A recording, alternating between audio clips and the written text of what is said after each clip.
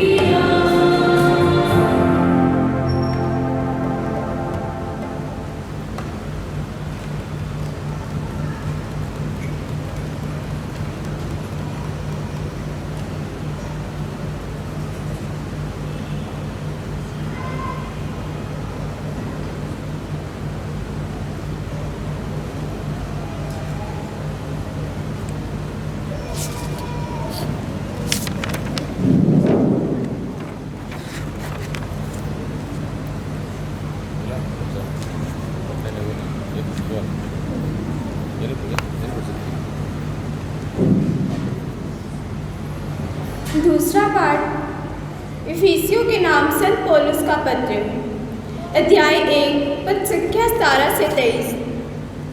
महिमामय पिता, हमारे प्रभु ईसा मसीह का ईश्वर आप लोगों को प्रज्ञा तथा आध्यात्मिक दृष्टि प्रदान करे, जिससे आप उसे सचमुच जान जाए। वह आप लोगों के मन की आँखों को ज्योति प्रदान करे, जिससे आप ये देख सकें कि उसके द्वारा बुलाए जाने के कारण आप लोगों की आशा कितनी महान है, और संतों के साथ आप लोगों को जो विरासत मिली है वह कितनी वैभवपूर्ण तथा महिमामय है, और हम विश्वासियों के कल्याण के लिए सक्रिय रहने वाले ईश्वर का समर्थ कितना अपार है। ईश्वर ने मसीह में वही सामर्थ्य प्रदर्शित किया जब उसने मृत्युओं में से उन्हें पुनर्जीवित किया और स्वर्ग में अपने दाहिने बिठाया। स्वर्ग में कितने ही प्राणी क्यों ना हो और उनका नाम कितना ही महान क्यों ना हो, उन सब के ऊपर ईश्वर ने इस युग के लिए और आने वाले युग के लिए मसीह को स्थान दिया। उसने सब कुछ मसीह के पैरों तले डाल दिया और उनको सब कुछ पर अधिकार देकर और कलीसिया का शीर्ष नियुक्त किया। कलीसिया मसीह का शरीर और उनकी परिपूर्णता है। मसीह सब कुछ सब तरह से पूर्णता तक पहुंचा देते हैं। ये प्रभु की वाणी है।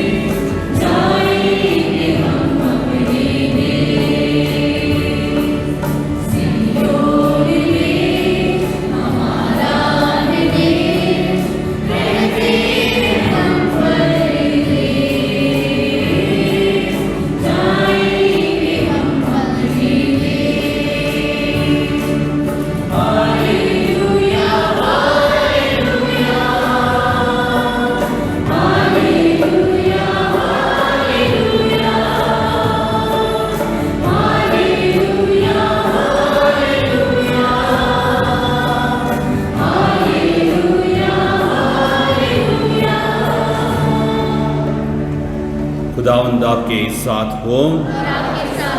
अंजिल मुक़द्दस संत लूकस के मुताबिक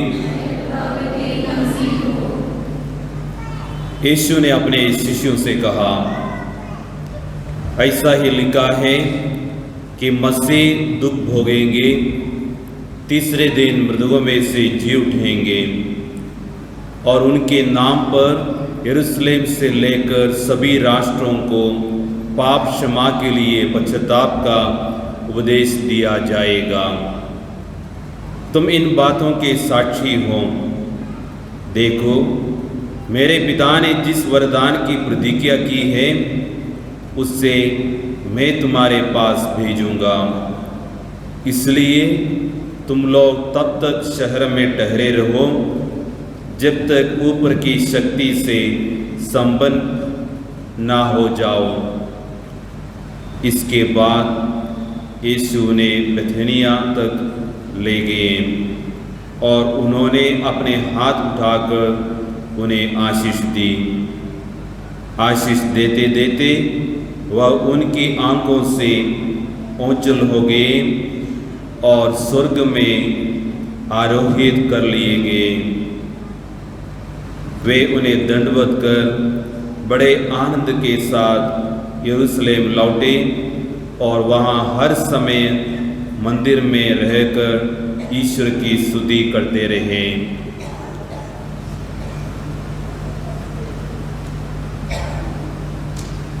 ये खुदा का पाक अंजील है।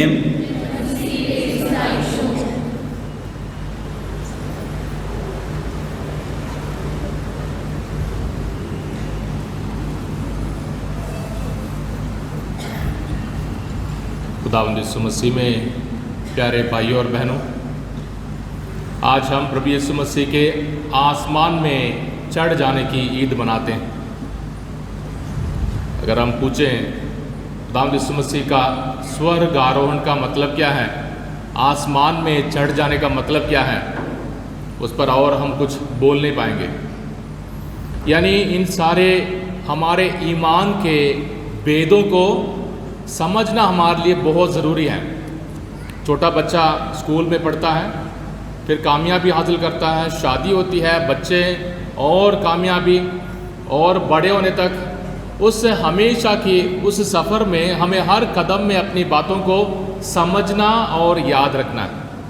आज के ज़माने में हम ऐसे पहुंच गए हैं, आज जो कुछ हो गया हम खुश रहते हैं, पीछे नहीं मुड़ना, क्योंकि पीछे मुड़ने से हमें बुरी बातें याद रहती हैं, पीछे मुड़ने से हमारी अपनी गलतियां हमें नज़र आती हैं, पीछे मुड़ने से हम खुश नहीं रह पाते, या पीछे मुड़ने से हमें फैसला लेना पड़ता है, पीछे मुड़ने से हमें फैसला लेना पड़ता है कि दोबारा उसी गड्ढे में गिर ना जाए। तो आजकल हमारे दुनिया के तौर तरीके हैं, क्योंकि पीछे मुड़ने से हम वही गलती नहीं करेंगे, वही खरीदना और बेचना, दिखना और दिखाना नहीं होगा।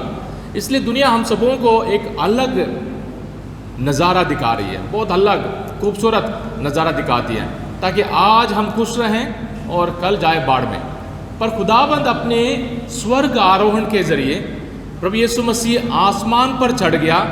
इस ईद को, इस भेद को मनाते हुए प्यारे भाइयों और बहनों, हम सबों को अपने ईमान की सच्चाइयों को और ताज़ा करना है, हमारे दिलों को और भी खुदा के लिए पेश करना है, और हमें अपने ईमान को कभी भी नहीं भूलना है। आज के ज़माने में दुआ करो, पवित्र आत्मा मिलेगा, चंगाई मिलेगी और खुशी के साथ जाओ, गाड़ी कराओ और जाओ, और कन्वेंशन में हिस्सा लो और खुश।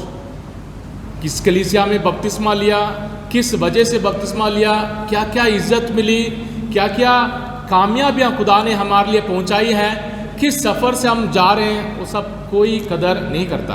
आज खुश रहना चाहिए, आज कुछ मिलना चाहिए, कल मुझे कुछ ना कुछ हो जाना चाहिए।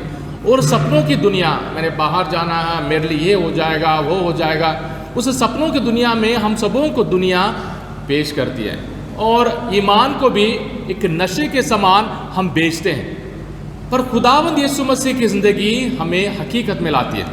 खुदावंद यीशु मसीह सलीब पर मरे, खुदावंद यीशु मसीह जिंदा हुए, खुदावंद यीशु मसीह मुर्दों में से जिंदा होकर आसमान पर चढ़ गए, और खुदावंद हम सबों से कहता है, मैं खुदा बाप के पास जा रहा हूँ ताकि तुम्हारे लिए मैं जगह तैयार करूँगा, ताकि तुम मेरे साथ रहोगे।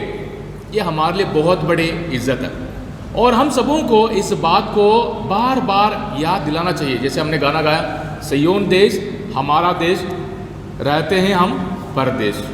पर ये ज़िंदगी, आज की जो ज़िंदगी है, दुनियावी ज़िंदगी है प्यारे भाइयों और बहनों, नरक नहीं है, नरक नहीं है, उल्टा ये हमारे लिए एक तैयारी है। बच्चों की पढ़ाई हो, आपकी नौकरी हो, या आपकी कामयाबी हो, आपके परिवार की तरक्की हो, एक तैयारी है। इस तैयारी को हमें इज्जत और प्यार के साथ हमें जीना सीखना है। इसलिए प्रभु यीशु मसीह का स्वर्ग आरोहण का मतलब क्या है? हम रसूलों का अकीदा में पढ़ते हैं, मर गया, दफनाया गया, बरज़ख में उतरा, तीसरे दिन मुर्दों में से जी उठा, आसमान पर चढ़ गया, खुदा बाप के दाहिने हाथ जा बैठा। ये सारी बातें ईमान की सच्चाई है। पहली मसीही कलीसिया से, यानी सबसे पहले जो ईसाई थे, चेले थे, चेलों के चेले थे, उन्होंने इन सारे बातों को, ईमान के भेदों को लिखा, और 2000 साल से भी ज़्यादा इन बातों को हम समझते हैं, सोचते हैं, मनाते हैं। मकसद क्या है? क्यों हमें विश्वास करना है कि खुदा आसमान पर चढ़ गया? ताकि हम यहाँ जानवर, पेड़ पौधों की तरह मुंडी नीचे करके ना घूमें, गुलाम बनकर ना जिए, पैसा फेंको, तमाशा देखो, उस ज़िंदगी में ना जिए ना। खुदावंद यीशु मसीह में हमेशा की ज़िंदगी को हासिल करना है। हमने भी खुदावंद यीशु मसीह के साथ आसमान पर चढ़ना है। ये नहीं कि मैं यहाँ खड़े होकर आपके लिए दुआ करूँ और आपके ऊपर पवित्र आत्मा आ जाएगा, फायर हो जाएगा, तो आप कुछ हो जाएंगे। नहीं, ये नहीं है, ये नहीं है असली बात। असली बात ये नहीं है। इसलिए प्रभु यीशु मसीह को जितनी बार हम देखेंगे, सलीब पर जितनी बार हम प्रभु यीशु मसीह को देखेंगे, खुदा हम सबों से कहता है, मैं तुम्हारे लिए मरने के लिए तैयार हूँ। आपके लिए नहीं, मैं तुम्हारे लिए मरने के लिए तैयार हूँ। हम में से हर एक से कहता है, अपना बोझ, अपनी परेशानी, अपना पाप मुझे दो। इस दिखावे के झूठी दुनिया में घूम रहे हो, अपनी परेशानी मुझे दो, जो सपने हैं मुझे दो, मैं उसे साकार कराऊंगा, मैं उसे सच्चाई में बदलूंगा। जितनी मेहनत करते हो उस मेहनत को मुझे दो, ताकि मैं उस मेहनत को और भी बढ़ाऊंगा। जितना दोगे उतना मिलेगा, ये भी नहीं है गलत, ये गलत है, पैसे से नहीं, पर जितना पाप हम खुदा को देंगे, जितनी कमी कमजोरी हम खुदा को देंगे, उतना ही खुदा हम सबों को बरकत देगा। अच्छे कपड़े पहनकर चर्च में बैठने के लिए मौका मिलता है, बहुत अच्छा दिखता है, बहुत अच्छा लगता है, इन सारे विचारों को पार करना है, तभी हम प्रभु यीशु मसीह में जी पाएंगे, तभी हम प्रभु यीशु मसीह में जिंदा रहेंगे, तभी हम प्रभु यीशु मसीह के साथ आसमान पर चढ़ने के लिए तैयार होंगे। इसलिए प्रभु यीशु मसीह का आसमान पर चढ़ना हम सबों के लिए इज्जत की बात है, ताकि हम इस दुनिया के लिए नहीं हैं, हमेशा की जिंदगी के लिए। नीले आसमान के पास जाएंगे जहां मेरा यीशु रहता सदा, हमेशा के लिए। खुदावंद आसमान में, आसमान के उस बादशाहत में मौजूद है, यानी खुदा उस पार नहीं है, पर खुदावंद हम सबों के दिल में रहना चाहता है, हमारे दिल में वास करना चाहता है, हमारे दिलों को अपना मंदिर बनाना चाहता है। कितना अच्छा लगता है, कितना अच्छा लगता है अगर फादर अनाउंस करते कि अगले हफ्ते यहाँ चंगाई की प्रार्थना होगी, यहाँ चमत्कार की प्रार्थना होगी, भीड़ भर जाएगी, भीड़ भर जाएगी। उल्टा अगर फादर अनाउंस करें प्रभु यीशु मसीह आपके दिल में, आपके घर में आना चाहता है, कोई नहीं विश्वास करेगा, कोई नहीं विश्वास करता, इन बातों को विश्वास नहीं करता। पर सच्चाई को हम विश्वास नहीं करते हैं, उल्टा झूठी बातों को, दिखावे वाली बातों को हम आसानी से विश्वास कर लेते हैं। वो चीज़ अच्छी लगती है हमें। माँ बाप एक दूसरे को देख नहीं पाते, बच्चे एक दूसरे को नहीं देखते हैं, मैसेज भेजते हैं। ये लॉकडाउन का असर है, लॉकडाउन ने हमारे ऊपर ये बातें थोप दी हैं, और हम सब इस गुलामी में आगे बढ़ रहे हैं। खुदावंद हम सबों के दिलों के दरवाजे को खटखटा रहा है। मैं मुर्दों में से जिंदा हुआ, आसमान पर चढ़ गया, और तुम्हें उन बादलों पर ले जाने के लिए मैं तुम्हें बुला रहा हूँ, तुम्हारे परिवार को उस इज्जत में मामूर करने के लिए बुला रहा हूँ। हमें सोचना है, बचपन से लेकर हमारी कामयाबियाँ, हमारी मेहरबानी खुदा ने जो हमारे ऊपर दी है, उसे दोबारा एक बार ऐलान करना है। खुदा के शक्ल और सूरत में बनाए हुए बच्चे होने के नाते हमें दूसरे बच्चों के सामने नहीं झुकना है, गुलामी नहीं बनना है कि आप खुश हैं मैं खुश, आपको हाथ जोड़ा और मैं भी खुश हो गया। पर खुदावन हम सबों को, प्यारे भाइयों और बहनों, आज के दिन भी, क्योंकि अब आज भी ईस्टर सीजन है, यानी खुदावन सचमुच जिंदा हुआ आपके लिए, मेरे लिए। खुदावन हमारे दिल में जिंदा रहने के लिए जिंदा हुआ। इसलिए खुदावंद यीशु मसीह के उस महान भेद को मनाते हुए हमें अपने ईमान की ज़िंदगी को और आगे बढ़ना। उम्मीद के मुसाफिर हैं हम, दुनिया उल्टी बातें बताती है, उम्मीद नहीं है आपके लिए, रास्ता नहीं है आपके लिए, आप ये काम नहीं कर सकते हो, आप वहीं रहोगे, आप यहाँ झुको, आप इतना पैसा दो, हाँ आपके नंबर ये है, आपकी इज्जत ये है। और खुदावंद हम सबों को उम्मीद का मुसाफिर बनने के लिए, उम्मीद के मुसाफिर बनने के लिए खुदावंद हम सबों को बुलाता है। आज के दूसरे पार्ट में एफेसियों को संत पौलुस लिखते हुए कहता है, प्रभु यीशु मसीह सर है, खुदावंद यीशु मसीह शीर्ष है, खुदावंद यीशु मसीह कलीसिया का सर है, और हम सब कलीसिया के अंग हैं, यानी कलीसिया के शरीर हम सब हैं, कलीसिया के शरीर हम सब हैं। यानी अगर हम प्रभु यीशु मसीह के शरीर के अंग हैं, प्यारे भाइयों और बहनों, ये हमारी सबसे बड़ी इज्जत है, सबसे बड़ी इज्जत। हम सब ये नहीं कि पहले फादर, बाद में सिस्टर और बाद में ना, ऐसा कुछ भी नहीं है। हम सब प्रभु यीशु मसीह में भाई बहन हैं, और अगर हम यहाँ आए हैं, ये हमारी जिम्मेदारी है। इस जिम्मेदारी के वजह से खुदा ने हम सबों को बुलाया, और आपके लिए हमारे खुदावंद यीशु मसीह के स्वर्ग में चढ़ जाने की ईद एक हक बनता है। ऐ प्रभु यीशु, तूने मुर्दों में से जिंदा होकर आसमान पर चढ़कर तू मुझे बुलाता है, मेरे परिवार को बुलाता है, मेरी कमी कमजोरियों के बावजूद, पापों के बावजूद, बुराइयों के बावजूद, ईमान की कमी के बावजूद तू मुझे बुलाता है। मैं भी ज़रूर आसमान में आना चाहता हूँ, मैं भी आसमान की ज़िंदगी जीना चाहता हूँ, हमेशा के लिए मैं भी जीना चाहता हूँ। तो इस ईद को मनाते हुए प्यारे भाइयों और बहनों, कौन सी बातें हमें याद रखना ज़रूरी है? अगले इतवार को पेंटेकोस्त है, यानी पवित्र आत्मा का रसूलों पर उतर आने की ईद। ये नहीं कि हमें और एक बार पवित्र आत्मा हासिल करना, पवित्र आत्मा हमारे दिल में है। जिन्होंने बपतिस्मा हासिल किया पवित्र आत्मा का मोहर हासिल किया है। जिन्होंने इस्तकलाल हासिल किया उन्होंने पवित्र आत्मा की मोहर हासिल की है। पर हमें याद दिलाना अपने आप को, मैं पवित्र आत्मा का मंदिर हूँ, मैं पापी, खुदा ने मुझे बुलाया, मैं पापी हूँ, मैं पापों में गिरता हूँ, पर पवित्र आत्मा का मंदिर मोहर मेरे ऊपर लगी है। यानी खुदा मुझसे दूर कभी नहीं जाएगा, खुदा मेरे अंदर हमेशा रहना चाहता है। चाहे जितनी मर्जी, जितने भी पापों से, बुराइयों से, दुनियावी तौर तरीके से हम खुदा को बाहर निकालें, दिखावे से हम खुदा को छुपाने की कोशिश करें, पर खुदा हमेशा हमारे दिलों में बातें करता है। जब हम दुख दर्द में हैं प्यारे भाई और बहनों, खुदा चिल्लाता है। जब हम आराम की ज़िंदगी सो रहे हैं, आराम की ज़िंदगी जी रहे हैं, खुदा हमारे कानों में गुनगुनाता है। पर उसे सुनना है, उसकी बातों को सुनना है, उसकी पुकार को सुनना है।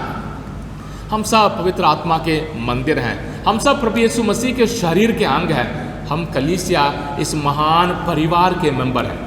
तेरा कहाँ से हम लोग आए हैं, कौन कौन से कौम से आए हैं, कौन कौन सी भाषाएं बोलते हैं, पर पवित्र आत्मा में खुदावंद यीशु मसीह के शरीर का अंग बनना हम सबों के लिए सबसे बुलाहट है।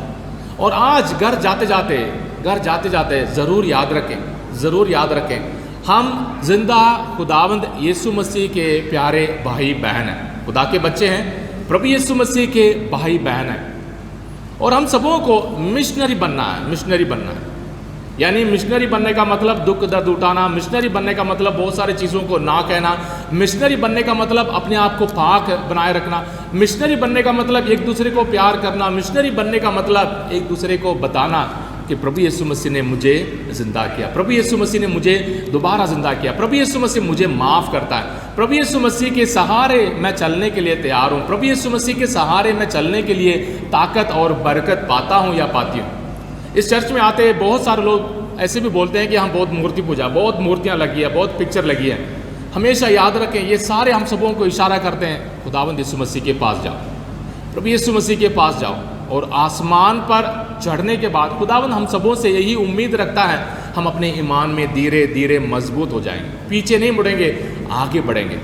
तो पहली बात, अपने आप को पाक बनाने के लिए कभी भी उम्मीद ना करें। खुदावंद यीशु मसीह के हवाले अपने सारे दुख दर्दों को चढ़ाना, पेश करना ज़रूरी है। दुनिया के सारे तौर तरीके के ऊपर सवाल करें। क्या मतलब है? कितने चमत्कार और कितने चिन्ह और कितने चंगाइयाँ। हमारी ज़िंदगी सिर्फ चिन्ह, चमत्कार और चंगाई में नहीं है। हमारी ज़िंदगी रोज़ की रगड़ाई है, रोज़ की वफादारी है, रोज़ की ईमानदारी है, रोज़ की मेहनत है और रोज़ की कुर्बानियाँ है और रोज़ मरना और जीना है। दूसरी बात प्यारे भाई और बहन, हमारे परिवारों को दोबारा मजबूत करें। लॉकडाउन शायद ख़त्म हो गया, पर हमारे परिवार अभी तक दोबारा उस इज़्ज़त में, उस प्यार में हमारे परिवार मजबूत नहीं हुए। जितने मोबाइल बढ़ गए उतनी ही हमारी परेशानी बढ़ गई, जितने मोबाइल बढ़ गए उतना ही हम एक दूसरे को देखने के लिए टाइम हमारे पास है। जितने मोबाइल बढ़ गए उतना ही हम मैसेज करते हैं, उतना ही हम दिखने वाली चीज़ों पर भरोसा रखते हैं। जितने मोबाइल बढ़ गए उतना ही हमें बहुत चीज़ें खूबसूरत लगती हैं। माँ बाप, भाई बहन और बच्चे खूबसूरत नहीं दिखते। कितने परिवारों में फूट है, कितने परिवारों में माफ़ करने की ताकत नहीं है। हमारे परिवारों को दोबारा खड़ा करें। और क्यों परिवारों को दोबारा खड़ा करें? क्योंकि कलीसिया परिवारों का परिवार। हमारे परिवार प्यार में, एकता में, ईमान में, उम्मीद में, खासकर रूहानी शांति में मजबूत होंगे तो हमारी कलीसिया भी मजबूत होगी। नहीं तो हमारी कलीसिया हर रोज़, इस हफ्ते मेरे पास पैसा है, मैं जलंधर जाऊंगा गाड़ी लेकर, क्योंकि वहाँ बहुत सारे चिन्ह चमत्कार होते हैं। और अगले हफ्ते क्या होगा, उसके अगले हफ्ते क्या होगा, हमें नहीं मालूम। पर खुदावंद हम सबों को उम्मीद के उस रास्ते पर आगे बढ़ने के लिए बुला रहा है, क्योंकि हमारा मकसद है प्यारे भाई और बहन, हमारी मंजिल है हमेशा की ज़िंदगी। बच्चों ने पढ़ना है, कामयाबी हासिल करना, हाँ। आपने दुख दर्द उठाना, हाँ। आपने मेहनत करना, हाँ। सवेरे जल्दी उठना है, हाँ। बुराइयों को छोड़ना, हाँ। पर हमेशा की ज़िंदगी के लिए यही हमारे लिए वसूल है। प्रभु यीशु मसीह आसमान पर चढ़कर हम सबों को बुलाता, हम सबों को याद दिलाता है। जानवर, पेड़ पौधों के समान नहीं है हम अपने सर को ऊंचे उठाकर और खुदावंद यीशु मसीह में विश्वास करेंगे और खुदा से कहें, है प्रभु मुझे भी आसमान के वारिस बना दे। तूने मुझे भी पवित्र आत्मा का वरदान दिया है प्रभु, मुझे भी हमेशा की ज़िंदगी के उस सफ़र में जीने के लिए ताकत और बरकत दे। इंसानों के पीछे नहीं है प्रभु, तेरे पीछे चलने के लिए मुझे ताकत दे। मैं भी तेरे शरीर के अंग बनकर उस इज्जत से मामूर होकर आगे बढ़ूं, जिम्मेदारियों को लेकर मेहनत करूं, कभी हिम्मत ना हारूं और उम्मीद के मुसाफिर बनकर ऐ प्रभु आसमान के उस चढ़ जाने की ईद को मनाऊं। आमीन।